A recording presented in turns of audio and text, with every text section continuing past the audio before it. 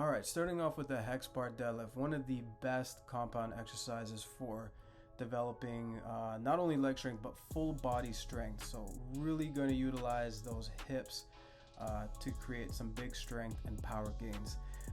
Setup position is super key, so you want to make sure that those shoulder blades stay down and back, and that back stays neutral. So you can see in the next clip here, there's a little bit of roundness. I get rid of that roundness, I lock up the upper body, and then I really use those legs to drive. I stand up tall at the top, I push my hips on the way down, I push my hips back on the way down, and I maintain a nice neutral back from the top of my head to my hips. I was actually doing this exercise wrong for a long time.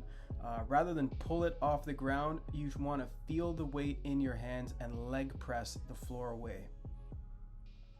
Single leg squat to tap. This is a really tough one. I've seen people with really strong bilateral back squats really struggle with this one. You're gonna start standing tall. I got a little bench behind me. I get a little tap with my butt and I stand back up. Again, easier said than done. What tends to happen is that knee starts to shoot in towards the midline. My hips kind of get off alignment. I post.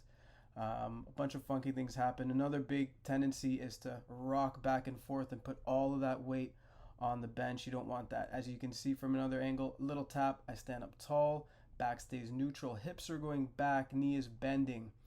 So I'm really loading that hip and that quad here. You want to make sure that you have equal strength and range of motion in both legs. As with most athletes, they tend to have one leg that's stronger than the other. Same theme here, single leg drop squat and stick. Okay, really important position for agility, for cutting. I'm pushing my hips back as I hammer my hands down. Again, I'm watching that knee doesn't dip in towards the midline. I'm using that hip. So hip is going to dictate where that knee position is. From another angle, again, you can see as I hammer my hands down, hips come back, knee bends. I'm staying balanced. Double leg variation is going to be a little bit more beginner friendly, so if you're really struggling with that single leg variation, go double leg. And just in slow motion, again, there's the motion, right? Hands come down, hips come back, knee bends. I'm staying balanced, and it's about a quarter squat position. Depth, drop, and jump. So I'm stepping off one foot, I'm impacting the ground with two, I'm getting as tall as I can in the air, and then when my feet touch the ground again, I shoot my hips back. Okay? So step off, think about the ground as lava. You want to make sure you get off the ground as quick as you can. This version here, I'm showing just the stick version. So again, beginners, make sure you nail that position before you jump off something.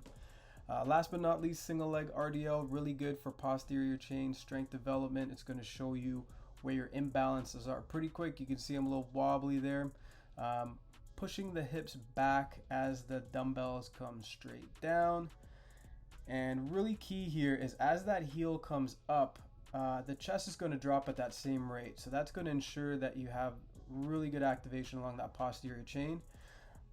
Again, make sure both legs are equally strong. What tends to happen with this one a lot, you can see here, I'm kind of rounding at that back. That really shows that I'm right here, I'm kind of articulating just at the low back. I'm not really using my hip as a hinge, it's more my lumbar spine that's doing the hinging. A nice fix for that. Throw your leg underneath the band, and your goal here is to maintain equal tension in this band the whole time. So as that heel comes up, the chest comes down, nice straight position all the way from my heel to my head. And that's all she wrote.